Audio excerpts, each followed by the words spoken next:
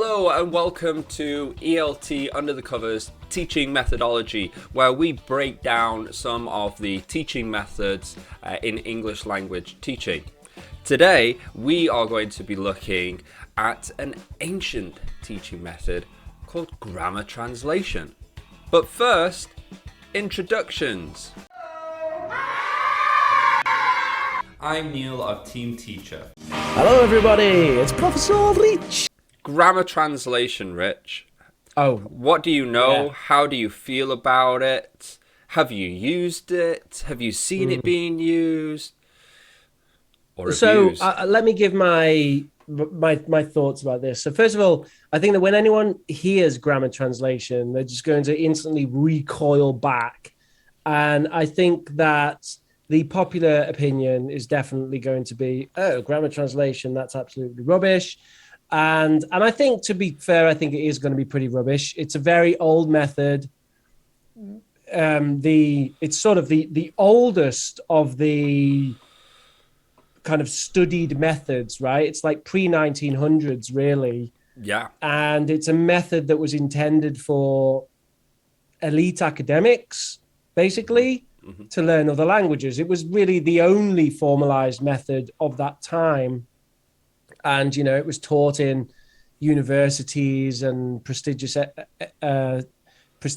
institutions, very much being based on the idea that these people are extremely hardworking, extremely intelligent, and they're going to do all the work and learn the language. So we're going to teach it like this, which is the grammar translation way. However, my caveat to all of this is that really, in seeing this, I want to try and find the positives because, you know, I like to be a bit of a contrarian. So I think it'd be very easy to go into this and to watch some grammar translation stuff and to just be like, yeah, that's a load of bollocks. What's the point of that?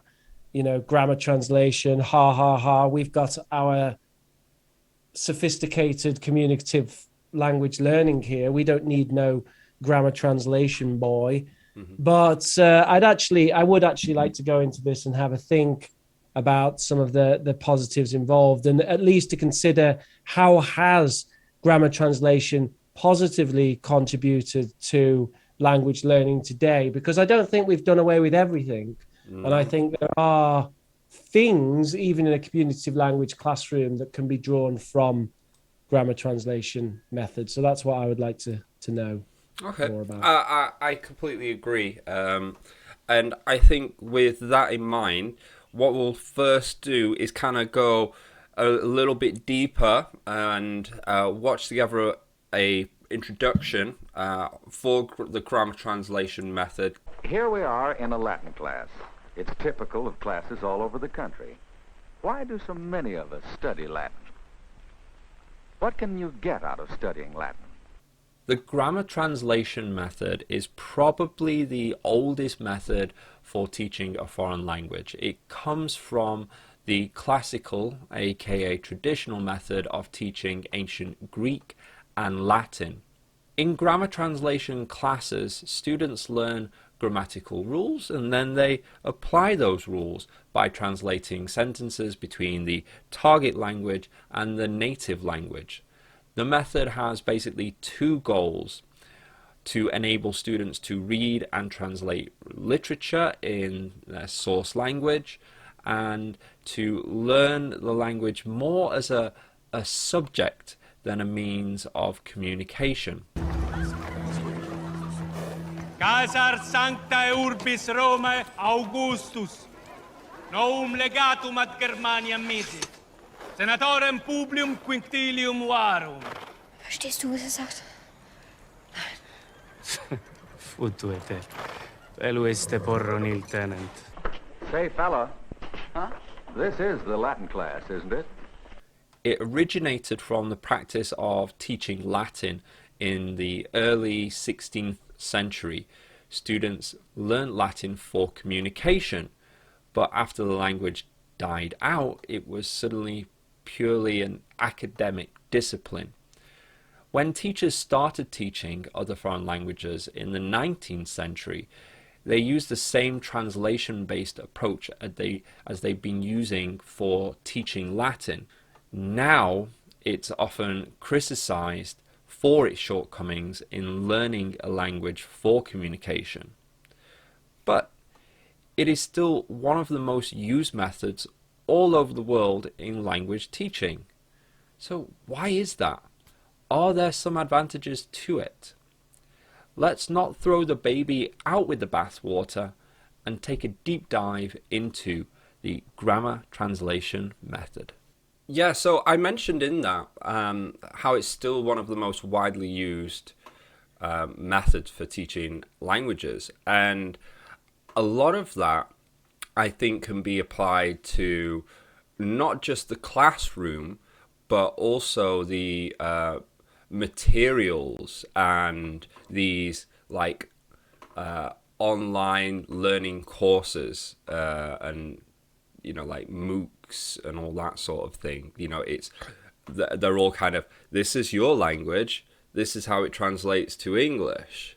I saw it a lot in Asia as well.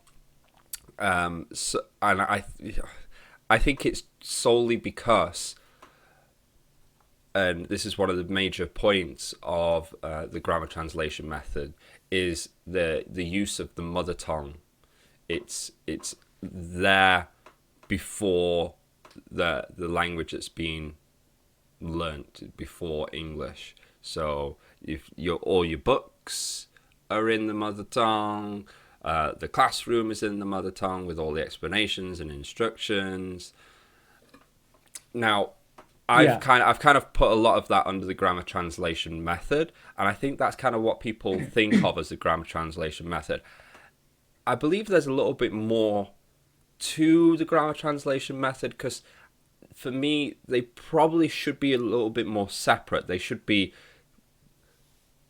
a language taught in the mother tongue, the native learner's language, and also grammar translation method. Because when I was looking at grammar translation method, there was a lot of stuff that I saw where I was like, this isn't actually interesting, because there's a lot of focus on morphology and syntax, on reading difficult text early in the course, and looking for meaning. And if anyone's done the CELTA course or has done any sort of levels of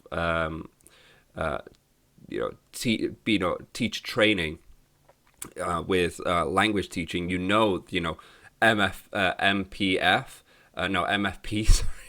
MFP is a bit of a bedrock, meaning, form, pronunciation. We start with meaning and we work out from that. So when I was looking at grammar translation, I was like, actually, it's kind of similar in that they're academically looking for the meaning.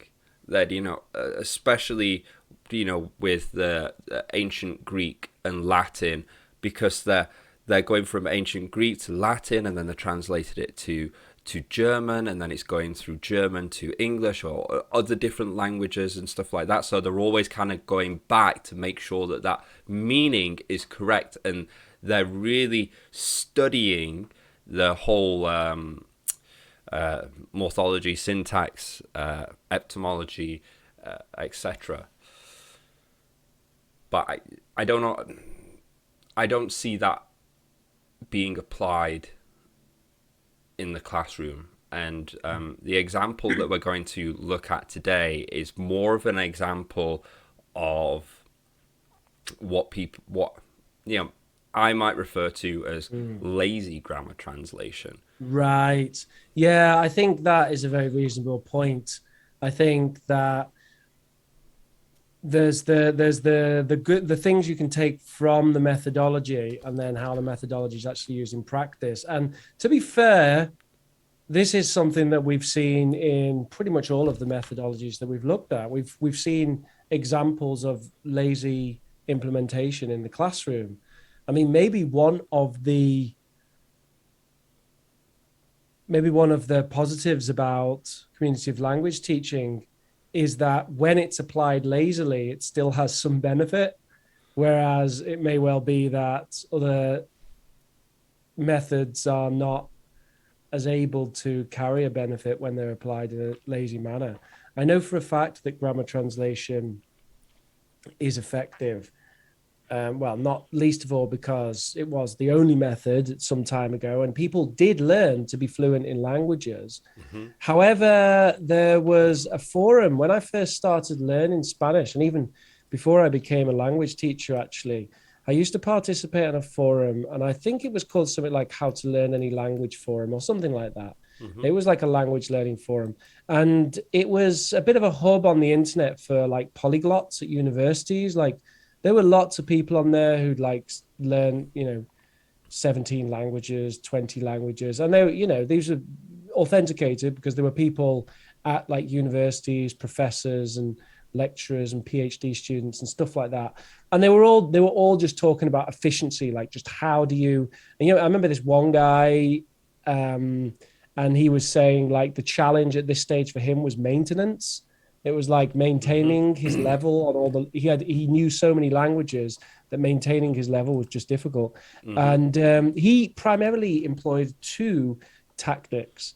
One of them was something he called shadowing, which has also been called listen and repeat, which is that you listen to an audio recording in the language and you actually try to say it at the same time as the recording. So you actually have the text as well in the target language. And it's like just saying it like quiero ir al cine y, or whatever it was. Obviously that would be just not very good at all for connected speech.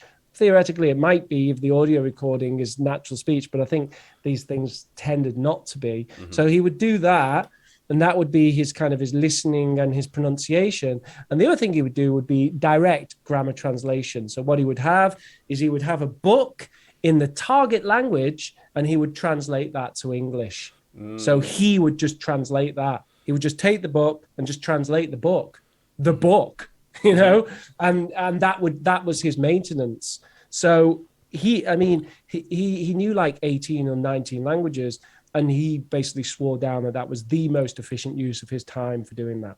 Now, the thing about that is, for the majority of language learners, that's just totally inappropriate, isn't it? They're not going to have the discipline to do that. They're not going to necessarily have the same sort of academic rigor. They're not going to have the same kind of mind as this person.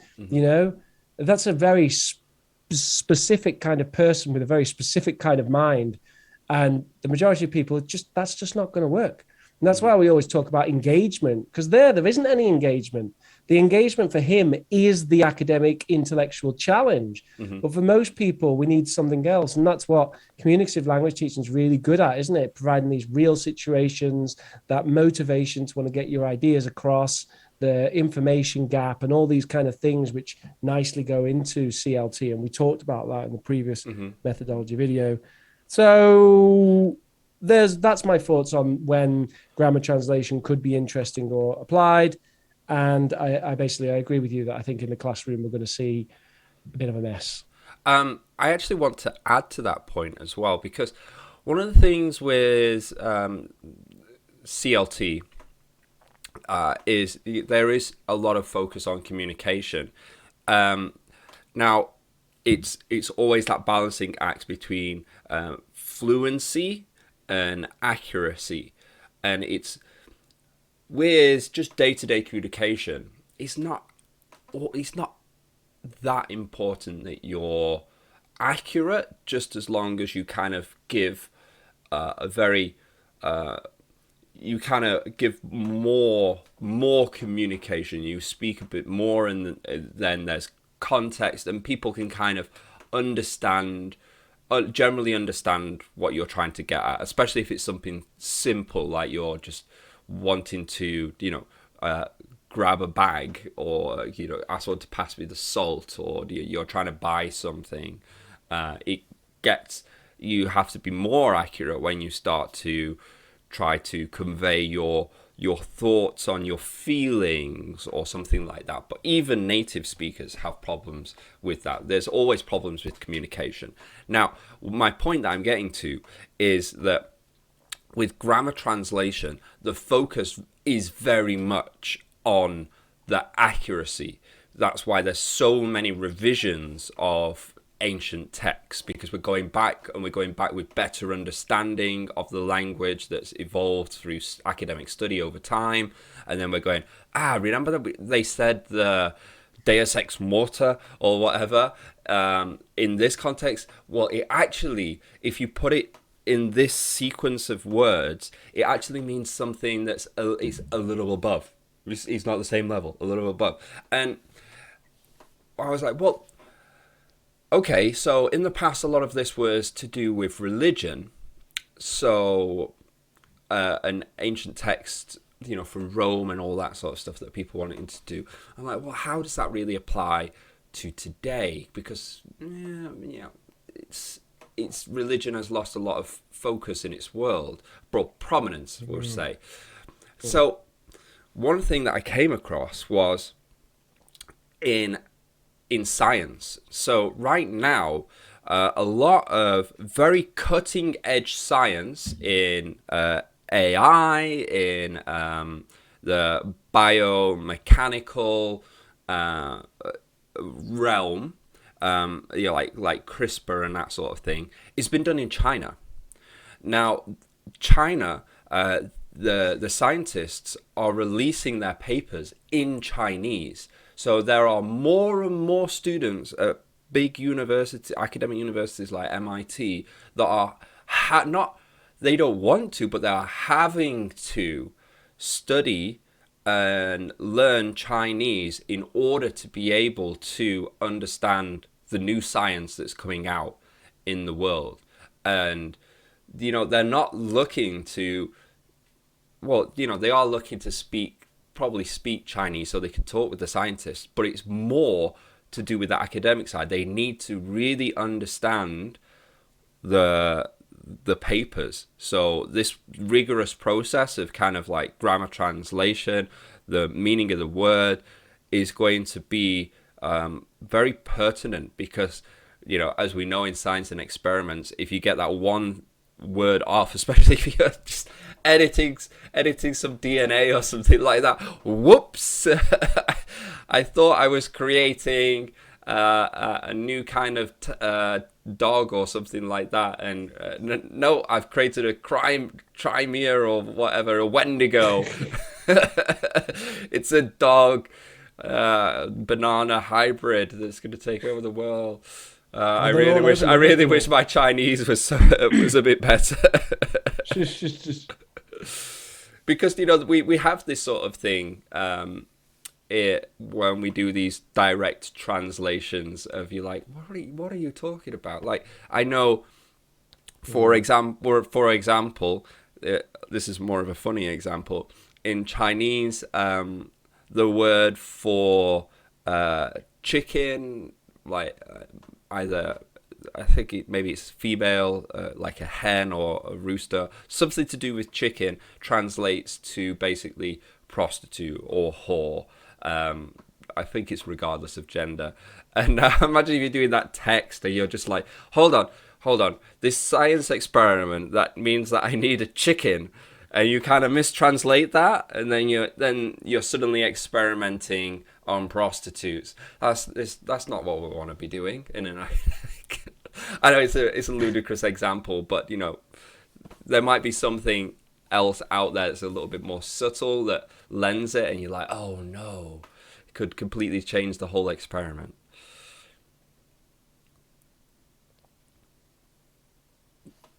Yeah. I totally agree. I mean, that's always a problem with learning languages, though, isn't it? That subtle difference can cause huge differences in every language. In fact, you can even get the thing where exactly the same word means something totally different. So it has to be contextual, doesn't it? Yeah. So I think I sort of missed the point there, though, about how does that relate to grammar translation? Well, the grammar translation is that what I'm saying is that it's there's so much more focus on accuracy, on rigor, on really understanding the language as a subject as the focus rather than a means to get across what you want with, you know, the communicative language teaching aspect. I feel it's more like you're immersed in the language and you're trying to utilize and learn that language as you go, as you learn, as you apply the language. Whereas with grammar translation, it seems like it's more that you're just focusing solely on the language and not utilizing it for any sort of kind of productive aspect, but more just to Right. kind of like really understand it. You know what I mean? Yeah, that's right. That's right. So it's receptive rather than productive. It's very receptive, isn't it? Yeah. I think there is production in there as well, actually, but it's kind of, as you say, the focus is definitely accuracy and not fluency. Maybe it's a method of accuracy. So we are. It is a method of accuracy. That's the And, takeaway. and that's where See you later, shadowing folks. that's where shadowing would come in for that fella, where that would be his fluency bits, where he's practicing with his mouth how to actually say. I the never thing. actually considered shadowing to be a grammar translation method, but I think you I might be don't think it right. necessarily is. This was just what he did Yeah, when he was learning languages. Yeah. it would be. And It would be he spoke things like Mandarin and Arabic and stuff like that. So but it makes sense as a productive version of grammar translation because you're Yeah. not producing anything new. You're just Right. kind of translating it, but Yeah. orally. yeah, basically, yeah. Yeah. Yeah. Or without even thinking of the meaning, I guess. What you don't necessarily have No, to. you don't think about the meaning. Yeah. You don't think about the meaning. The meaning bit comes when you're actually doing the written translation. But for shadowing, the idea wasn't to think about the meaning. It was the pronunciation was the big focus. Try to sound it as much as possible like the audio that you're listening to. Yeah. Yeah, and you did it quite extensively, if I remember correctly, in Yeah, Spain. it didn't help. No, it didn't help.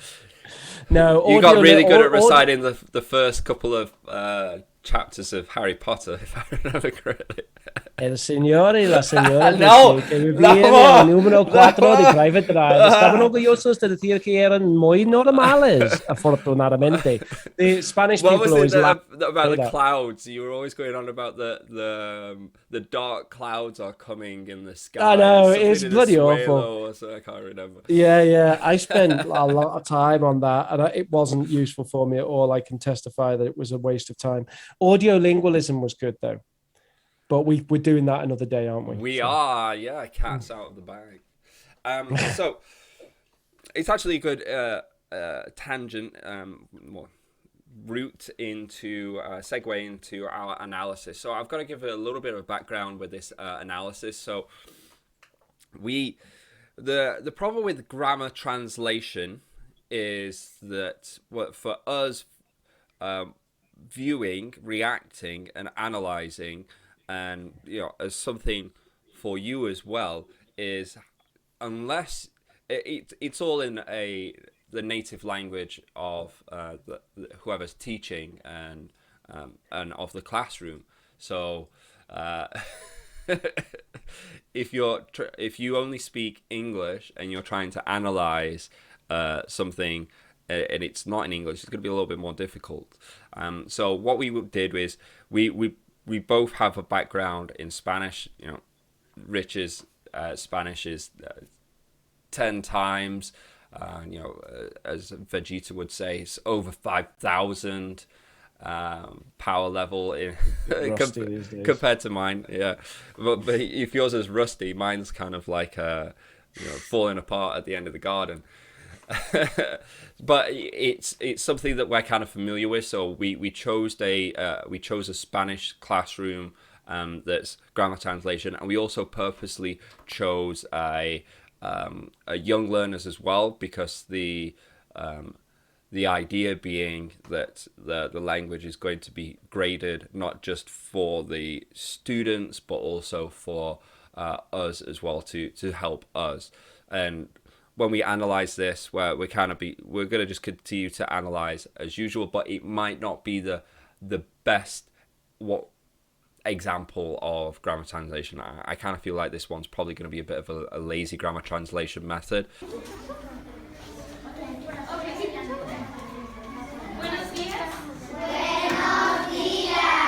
Good morning. Ok, muy bien. ¿Han tenido Very una good. clase de inglés? No. ¿Sí? ¿Ustedes sí? Ok, muy bien. El día de hoy les voy a presentar vocabulario de comida en inglés. Okay, so food vocabulary. ¿Sí? A ver, ¿qué palabrita? Hello. What I don't get here is why. I mean, why have they got all these Spanish words on the wall there? Because these are Spanish kids, right? Spanish speaking. Yeah, but I mean, are they literally? I mean, they're gonna know what lemons are, aren't they? I mean, they're like 6 or 7. You don't need those things on the wall with the Spanish words, do they? Do 7-year-olds need that? Seems more like a 4-year-old, 3-year-old thing, though. I don't know. I kind of often I see classrooms like this, and it's either the classroom is shared with different Oh, right. levels. Yeah. So there might be younger kids that come into the classroom, or the teacher just likes it as an aesthetic. Just Right, likes to could have be this, that. have all these words up. Like I used to Yeah. have these things in China. You could buy these like plastic acrylic posters that would have vocabularies of all the numbers, animals and stuff like Yeah. that in English and Chinese, and I would see them up in classrooms and parents' homes all the time, and it's just like, here we go. This is English, and this is your exposure, so it will help somehow, and Yeah. All right. Yeah. Okay. Fair enough. it's definitely not part of grammar translation method. Ok,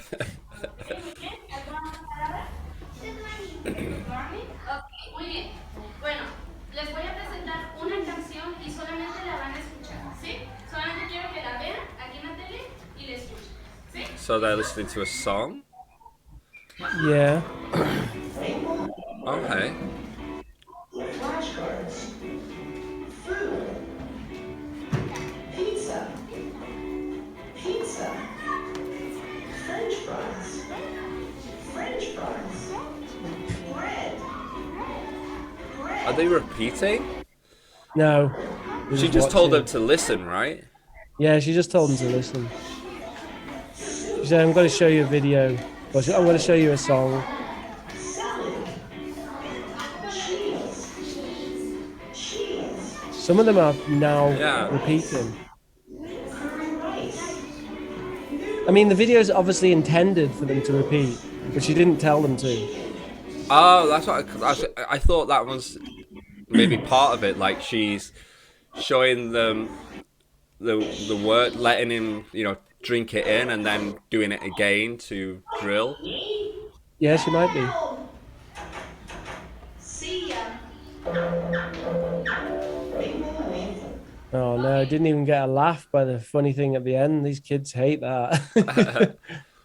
What is it? Is it maple learning? They have a lot of this stuff. Oh, she's asking them what vocabulary they remember. Hamburger. Ok, muy bien. Bueno, vamos a ver detenidamente cada una de estas palabras. Gonna have a look at the words. Ok, bueno, estos son los nombres de comidas en inglés. Pizza. Repite conmigo, pizza. Okay. En español, So here's the. ok. French fries. French fries. French fries. Ok, ¿y estas qué son? Okay, so she's doing the English first and then the translation after. She's drilling the English, and then she's kind of asking them how do they say that in Spanish, which is a little bit pointless, really, isn't it? Hamburguesa. Muy bien. Sopa. Muy bien. Salad. Ensalada. Muy bien. Well, I mean, this is literally translation. Repite conmigo. Cheese. Cheese. Muy bien. Queso. Ajá. Curry rice. Ajá. ¿Y qué es? Curry rice. Ah, ¿verdad? Ahí se arroz con curry. ¿Qué I'm es? not opposed to using a bit of L1 in the classroom, but this just seems pointless. I mean, like, what the kids know how to say this stuff in Spanish, and you're showing them a picture. So why would you have to show them the words in Spanish? I don't get it. I don't know. I mean, that's what I'm saying. You know, it's literally Yeah, it's like yeah, translation exactly. English. So I Like don't a know Google if this is like, Translate thing. yeah, yeah. It's weird. It's really kind of it's weird. kind of weird. This is the focus, but hey ho. Porción de carne. ¿Sí? Pero no te curry es como tipo jugo. ¿Jugo? Tipo jugo. Jugo. Sí, o sea, tiene jugo y tiene carne. El curry es la parte café de este lado. Uy, casi no se ve. Eso. Ok. So that I feel like that could have been a more important point because he's asking for more of an explanation. I thought that would be a good time Well, to he said clarify, he said right? doesn't curry have like a sauce? And she said, yeah, it has meat and sauce, and here's the sauce. And she pointed at it, and she said something about coffee that I didn't catch. Yeah, Maybe it but looks like coffee or what something. what I was gonna say was like he's asking questions about it, and you know it's a lot easier then to kind of explain a little bit more or do concept check. Just because you're doing grammar translation doesn't mean that you can't do concept checking questions. Be like, oh, curry. What is curry? What is arroz con? Is it curry? Is that what they say? What I is think curry? that's what they were saying. Yeah. Yeah, you know, and they could be like, just to, because I don't remember using curry a lot in Spanish, you know, so you know maybe I'd probably want Curry. to. It's because they don't eat it really, Yeah. but they do. The word is curry, but Yeah. they don't tend to eat a lot of curry.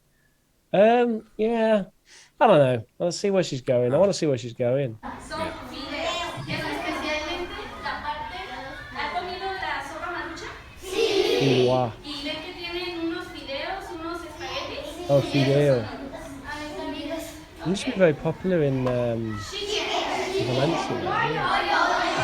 bien. Ese sí lo conocen. Yeah, or, for example, there it was just chicken, but she showed fried chicken, so Right. Good point. you know what I mean. Well, that's a They problem. can That can explain- always be a problem, though, can't it? I mean, people do make those mistakes where they show the picture and it's just like chicken, but it's like this is actually a kind of a type of chicken. And what about Yeah. the animal? But they even said pollo, and you wouldn't say pollo for that anyway as well because you know they have Right, their like own this word for asado. yeah, exactly, right. Yeah. So I kind of feel like this is just not a good example at all, unfortunately. It feels of very much teaching. to me like this is backwards. Like if you're gonna show the Spanish, then surely show the picture and the Spanish and get the kids to shout out the English. Yes. Wouldn't that make a bit more yes. sense? That, especially since you've just shown them that clip, and it's like, oh, what do you remember? And she said, what do you Yeah. remember? And like, okay, Yeah, right. let's see if we can do all of them. That would make more It's a bit sense. odd. Yeah. Ok, repiten conmigo. Fish. Pescado. Fish. Muy bien.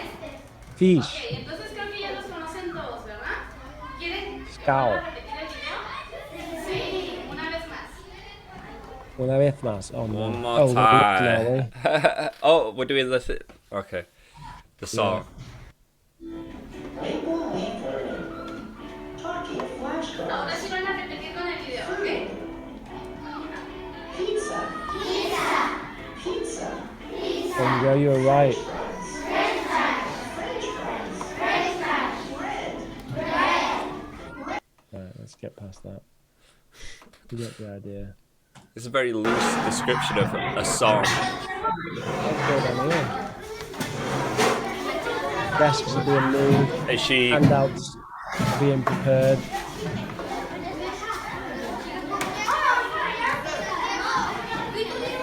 Waving to her assistant with the camera.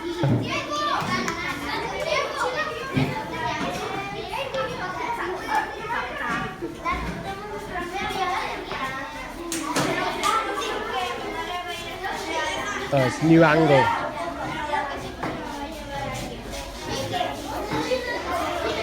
Okay.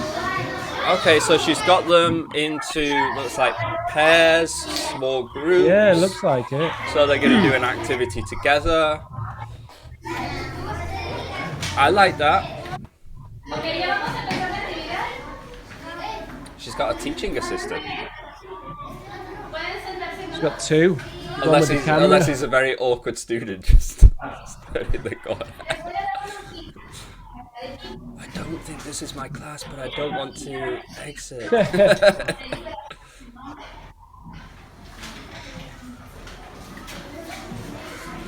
Y van a sacar sus colores. ¿Tienen colores? Maybe he's the local mafia representative.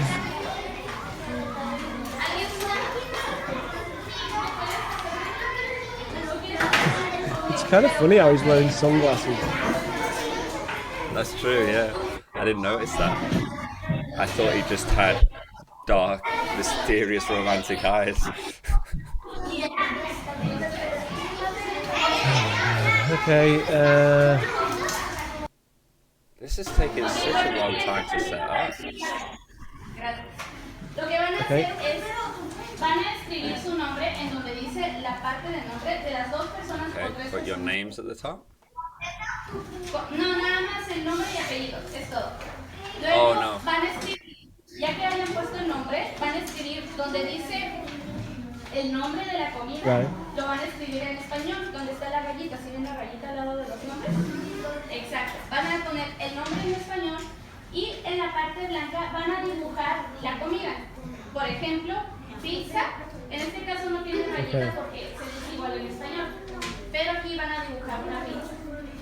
Y la pueden colorear, dibujar todo lo que gusten. I don't quite catch it with the noise, but I think the idea is that they get the words in English and they have to write the words in Spanish and then draw it. See if we can actually get a close-up of one of their worksheets.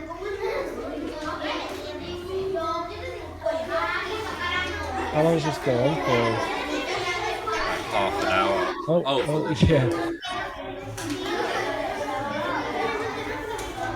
There's a lot of this like coming up, isn't there, and asking a question. It's a really rubbish way of. See, look, her instructions weren't good enough. That's why this is happening. There wasn't any instruction checking. She's getting person after person coming up and saying, what do we have to actually do? The fact that they're sharing worksheets, I don't like that either. It just means that one person sat there while watching someone else draw a picture. Because obviously I didn't drawing the really picture. think about that for the moment. I was like, I thought they were put in pairs, but yeah, you're right. They all just have one worksheet. That doesn't make any see, sense. Those two boys there, they're actually doing it quite well because one of them's working on one and another one's working on another.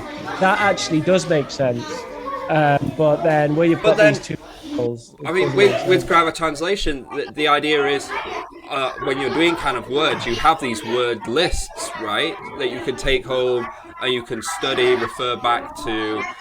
But if it's just one sheet, then who's going to take this home? and that someone's going to be left without a vocabulary sheet. What if there's homework, or they want to refer back, or yeah. Oh, maybe we can see. Can we see? Can we see? No, no, go back. Left, left, left. Go back, go back. Oh, No, me? no. I was talking to the cameraman. Oh, to the cameraman. Okay. French phrase is ¿cómo se llama?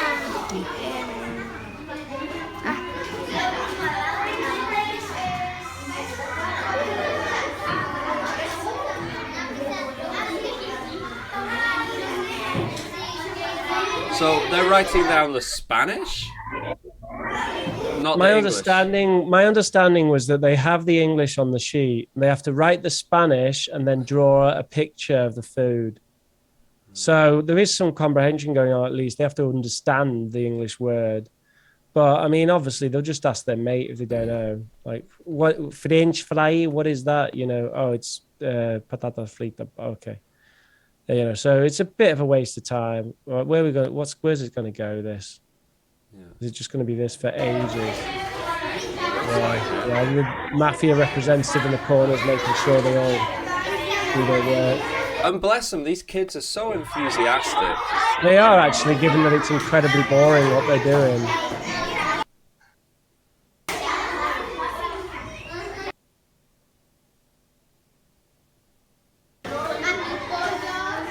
The funny thing is as well, like this lady as a kind of the personality, she actually has like a good sort of teaching personality. Like she Yeah. seems to be kind of friendly.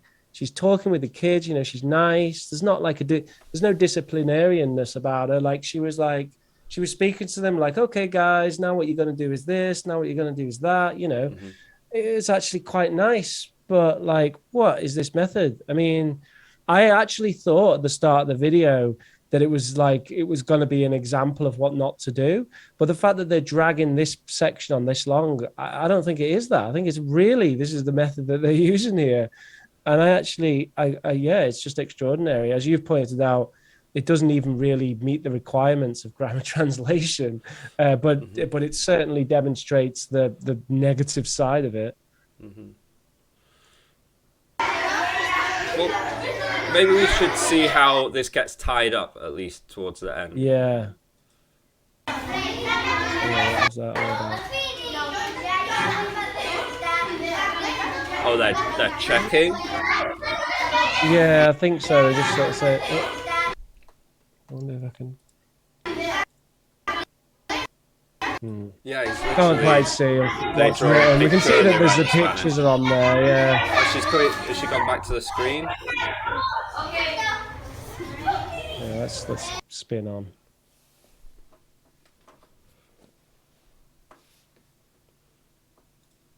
Hello, YouTube.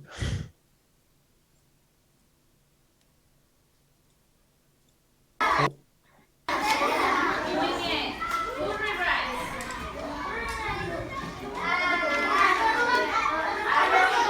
Holy rice. That's what it was called. Holy rice. Okay, Brett.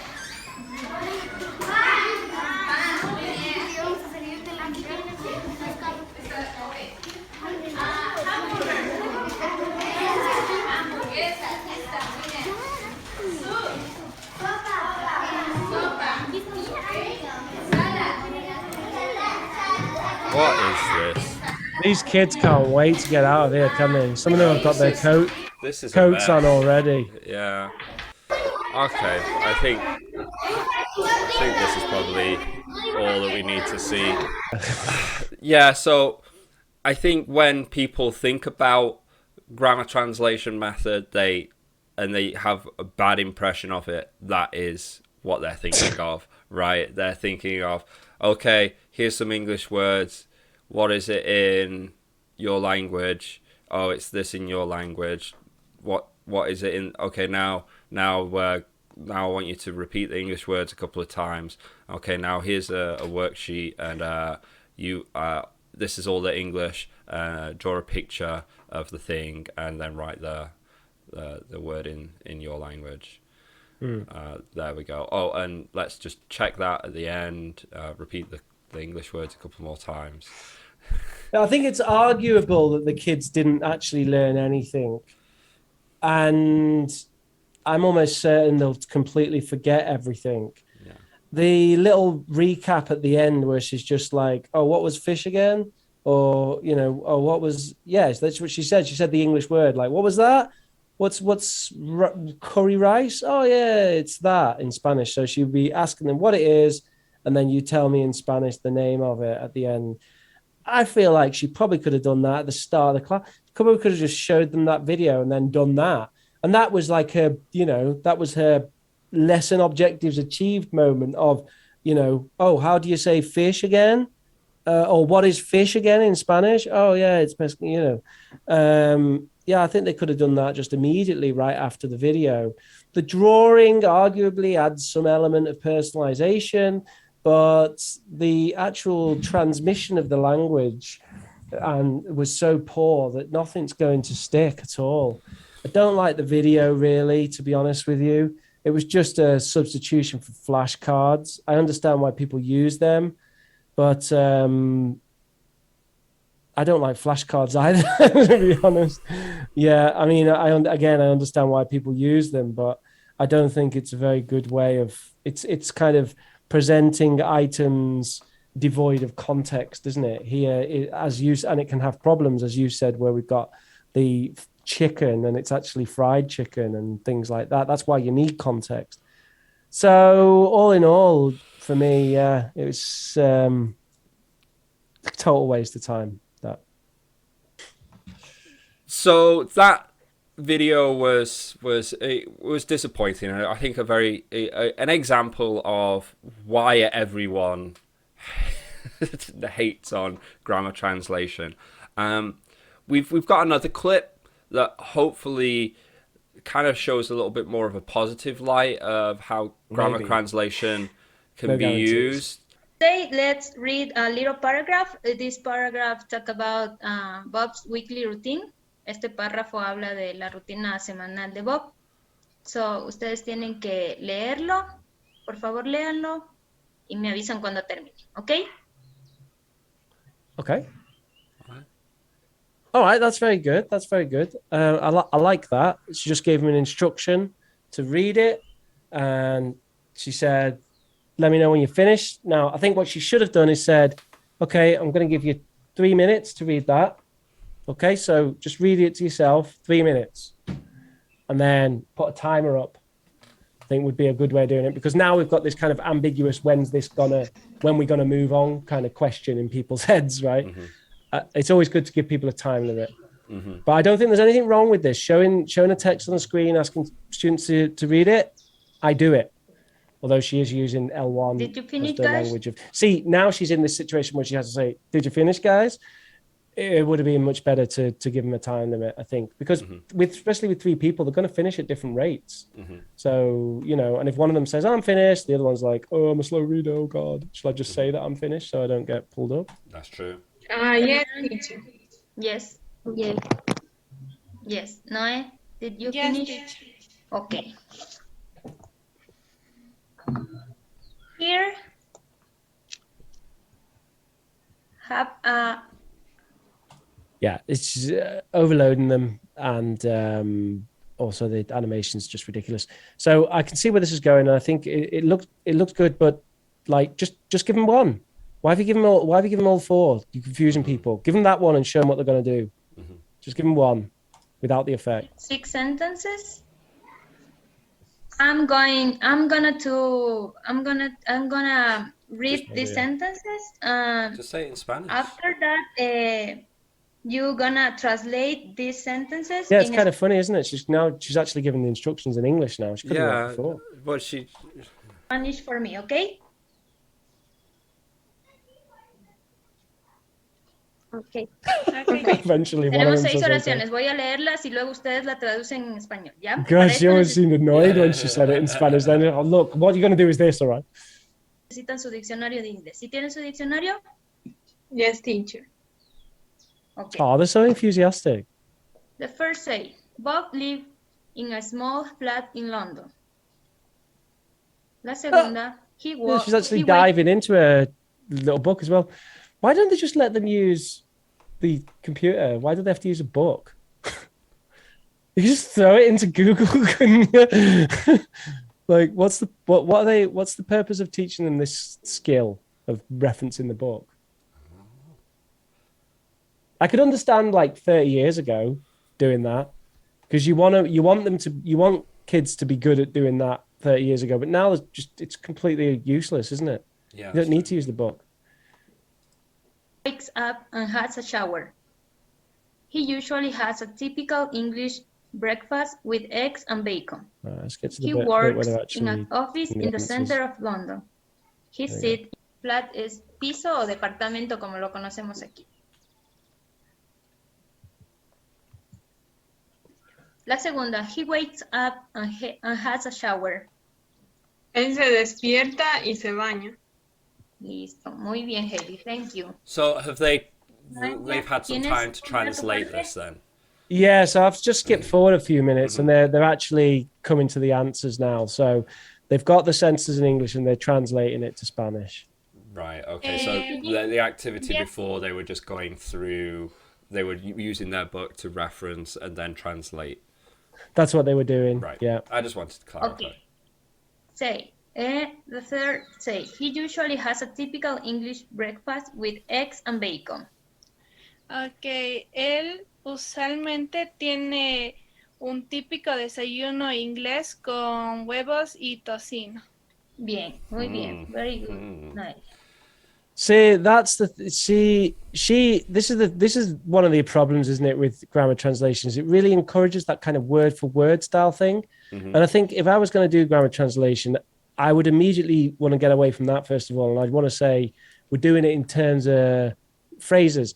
And the actual translation that she has here, obviously, they have done it in phrases because she's writing Spanish. So, of course, she's going to write it correctly. But this girl, even though she's Spanish and she knows how to speak Spanish correctly, she just gave a very unusual Spanish sentence where she said, él usualmente tiene, and she actually said that. She said, él usualmente tiene, right? Now, that sounds like weird Spanish. Because you don't have the subject at the start, right? You rarely use the pronoun, but you definitely would not put usualmente there, not naturally. You'd put it there where they put it in the answer. Usualmente tiene, and they didn't put el, right?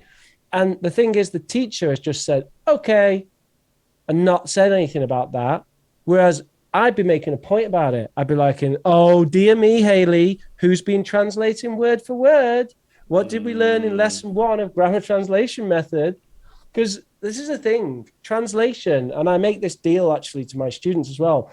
Translation does actually work. You can translate in your head, but you have to do phrase to phrase. You cannot, if you go word for word, you're going to be in a world of pain. You can't do it. You got to go phrase for phrase. Isn't that what they mean by translation, though? Like, isn't what you're referring to more interpretation? I don't think so. I think there's no reason why translation has to be word for word translation, because she's showing the answer on the board and it's not word for word.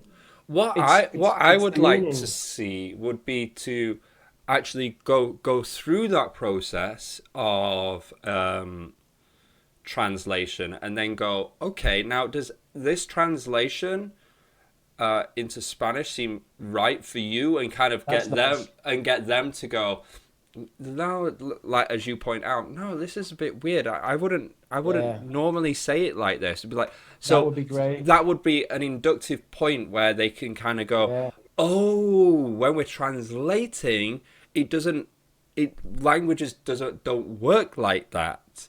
They don't. It's not this word means this word.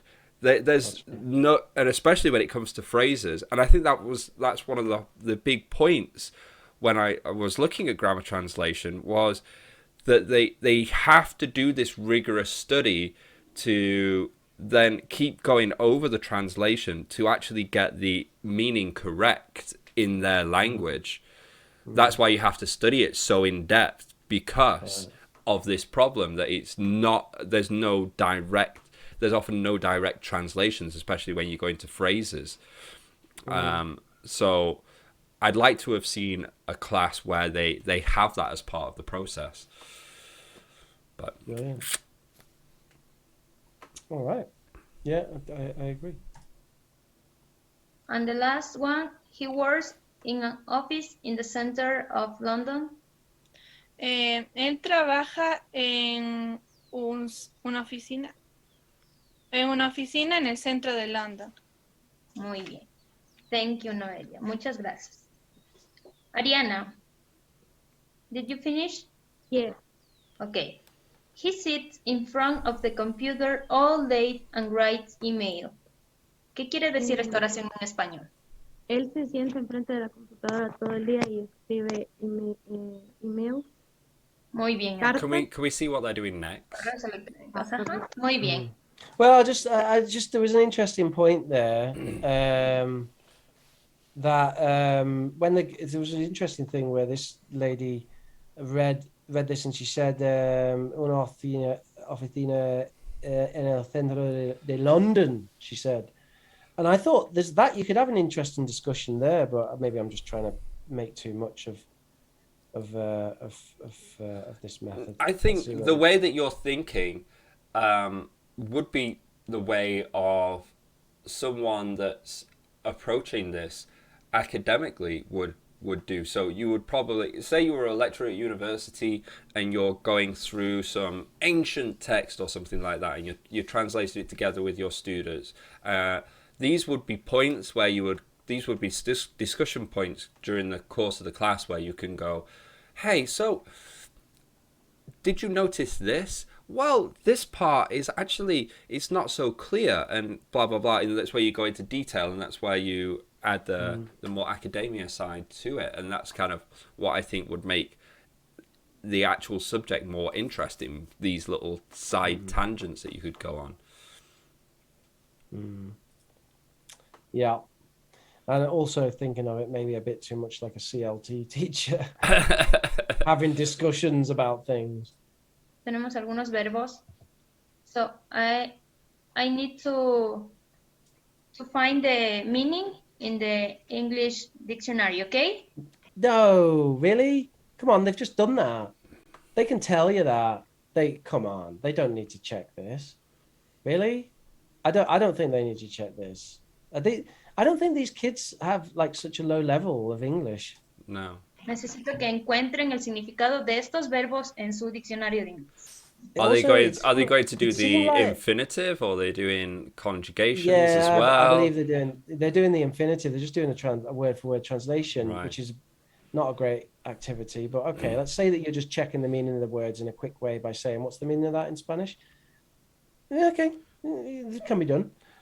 I don't think the dictionaries are needed. I don't think she needed to say the instructions in Spanish either. I think they already understood when she said it in English. It looked to me like they understood. You know, they didn't look confused. Maybe this one at the bottom has a slightly lower level, but this one second for top, she was already looking in her book, so she knew what to do. There was no need to say the instruction in Spanish.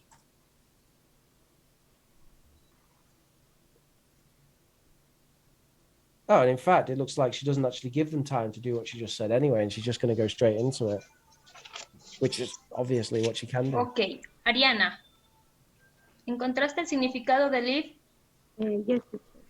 No, it was not that she found it. She already knew it. Obviously, you haven't even given time to look for it. Did you find Liv? No, she's got it. It's like this is an example of a teacher sticking to their lesson plan too hard. I think she's got. I'll let them look up the words. Oh wait, they already know them. Muy bien, very good. Heidi, ¿encontraste el significado de wake up? I kind of feel like with this, it's somewhat similar to the class we've seen before. Hang on, let's just go on a little bit more. Okay. ¿Puedes leernos tu oración? With which verb, teacher? Yes. No, only one. I work every day. Very good, thank you. One of the things, so we looked at a couple of examples, and a lot of this is kind of basically, I feel like rather than grammar translation, it's more kind of like a crutch for teacher. You know, they're obviously a native speaker of their language, and they feel maybe a little bit more comfortable with doing classes that are in their language that they can always kind of refer back to, their L1, and then the translation aspect. It's again, like I said before, that kind of lays the idea of grammar translation method. But I don't, if you're out there and you've got a good example of grammar translation, please send us an email or leave us a message in the comments below, because I believe that that grammar translation can be used effectively, and it can be a good way to learn another language, especially at an academic level. I would love to see a lesson where they are studying an ancient language or something like that, or another language. I'd preferably like to see a lesson where they're studying a modern language and they're kind of treating the language as a subject. You know, it's, oh, this is an interesting point about this word. If you put it with this word, it means this. If you put it with this word, it means this. You know, like, and actually kind of, because you know, words are so interesting, and I'd love to see students kind of build up that engagement through just how fascinating language is, and another language is, outside of just it being used as communication, just as something that's like, and then this word translate, and you kind of see that this English word that we have, this came from this word, and you can see how it's moved over time, and how it's taken on different meanings, and how we come to different points. I'd love to see a class like that, but I think when everyone thinks of grammar translation, it's the classes that we've seen today, and I don't think it fully represents what could be done with grammar translation, or what has probably been done in the past that made it so widespread, so prominent, and so popular with all these ancient scholars, that they would use this method, and it was probably using it, you know, with a dialogic, you know, learning, where they're kind of like talking about different meanings and stuff like that. I can imagine that class, and I can imagine that being so interesting, you know, especially where they like imagine. So right, it's like talking about like pathos and mythos and things like that, like you do in philosophy, right? Yeah, like yeah. the pathos, what's the logos, what's the mythos. Yeah, that stuff is interesting to talk about. And then you can kind of, you know, bleed that in with a bit of history as well, and be like, well, and culture. Yeah, and they think at this time. Yeah, right. And then you get the broader context behind the words. And when you get that broader context behind the words, it makes it helps it so much. And you know, I find that when I study Chinese as well, you get a history. You know, something I can never remember the Chinese when I'm trying to give examples off the top of my head. But when you're talking about home in Chinese, it actually kind of translates to something like pig pen or something like that. And there was a whole reason for that. You know, like at that time it was a particular farming type of culture or something. There's always these meanings behind the words. Well, sometimes you come across meanings behind the words.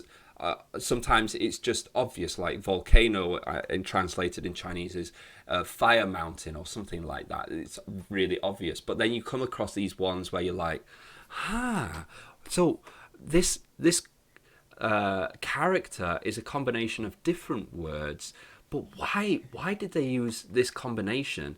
And then you look into the history, and it can be fascinating, because languages are fascinating, and it doesn't have to be about communication. And I think that was the thing that I got the most out of looking at grammar translation, that it doesn't have to be that you're trying to learn the language to communicate with the language. You could just love the language, and love how interesting and as a subject it is, and how this it's a living thing, like an organism that evolves and changes over time. And you really, to properly understand it, you go back in, you have to learn history, you have to learn culture, and you have to learn that civilization. And it's a pathway to a lot of love for the language, but also the wider world of that language, especially when languages have used into like English. We've got English for Australian, American, British, South African, or Indian, and they have their own different applications. There's Korean. I would even go as far as to say there's like Korean English now. Where you go to Korea and they're like, "Oh, here's your service," and you're like, "What do you mean service?" And like, "Oh, service means like free stuff that you get. When you buy things?" And you're like, "Oh, that's cool." The creative use of different, and you can see English is changing, and it's taking on new meanings, and it's applied in new cultures, and you're like, wow, this is so interesting. I think that's a route as well to learn a language. Yeah, I mean, obviously languages are fascinating, and being able to, and I think you're hitting on a point there where you're saying that one way that you could really optimize the use of the grammar translation method is by tapping into that actual interest in languages, which can be there and perhaps, wasn't at all used in those examples. I did think that the second example was better because we actually got grammar translation for one. Mm-hmm. We actually got, and she was using it. She actually spoke English in the first class. The teacher didn't say anything other than the target language in English. But this teacher actually said, now we're going to do this in English, although her English was a little bit rusty, but at least she used it. She used it. Just such a shame, though, to see those students get their time kind of wasted because they could have done more with it. And I think they could do something. There is something there. There is something there. Obviously, there's something there because it was used for a long time as the only method, and no one saw a need actually to move on to a more accessible method until education sort of spread to the masses.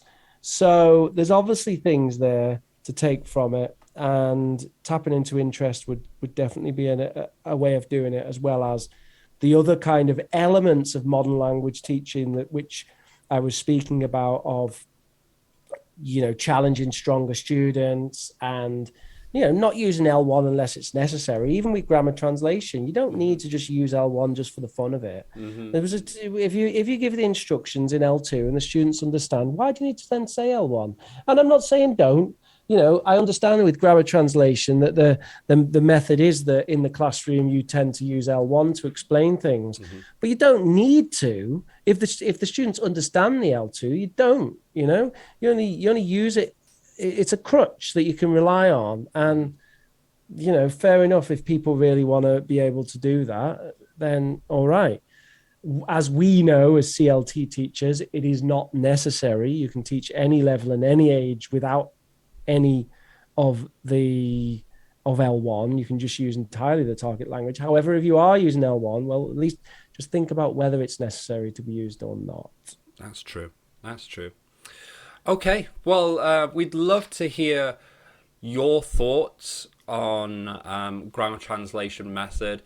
Again, if you have examples that you think are good examples of grammar translation, or times where you found it interesting or used very well, send us an email at eltunderthecovers@gmail.com or leave a comment below.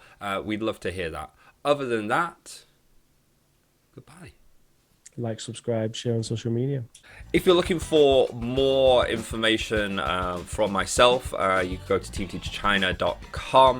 We've got a whole bunch of materials, PowerPoints that you can use instantly in the classroom. We've got a Team Teacher China YouTube channel where we have videos teaching you how to use those materials. Team Teacher English, where we put those materials into a video form for self-study. And Team Teacher Baby, where I take my experience as a teacher and put that into parenting. And go to youtube.com/Professor Rich to see some English teaching. You can catch me weekly live streams on Oxford Online English YouTube channel.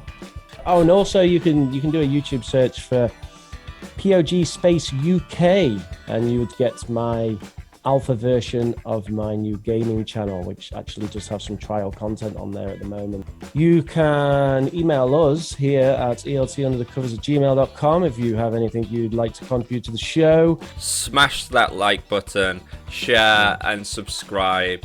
And watch 100% of the video and don't click off. Thank you. Bye.